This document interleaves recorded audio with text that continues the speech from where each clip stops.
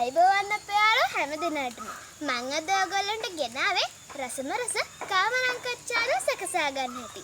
අපි බලමු ඉස්සෙල්ලාම ඒකට අවශ්‍ය අමුද්‍රව්‍ය. අපි ඉස්සෙල්ලාම උනේ කාමරංක ගෙඩියක්. ඊට පස්සේ ඕනේ මිරිස් කුඩු. ඊට පස්සේ ඕනේ ලුණු කුඩු. ඊට පස්සේ ඕනේ මිනා කිරි. අපි දැන් බලමු මෙම අච්චාරු සකසා ගන්න හැටි. මෙම කාමරංක ගෙඩිය දැන් අපි හොදගමු. හොදින් සෝදා ගන්න. අපි දැන් මේ කාමරංක ගෙඩිය හොදින් කපා ගමු.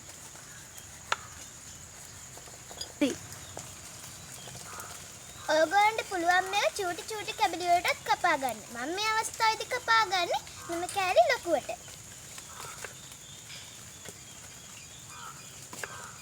හරි, දැන් අපි මේ කපාගත් කාමරංක කැබලි ටික මෙම භාජනයට දාගමු. හරි, ඊට පස්සේ දැන් අපි මේ විදියට මිරිස් කුඩු සල්පයක් එකතු කරගමු. ඊට පස්සේ ලුණු කුඩු සල්පයකුත් එකතු කරගමු.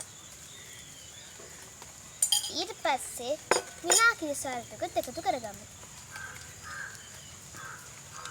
හරි, දැන් ඊට පස්සේ මේක හොදින් කලවම් කරගමු. හරි, දැන් යාළුවනේ අපි දැන් මේ අච්චාරය රස බලන වෙලාවයි. හරිම රසයි.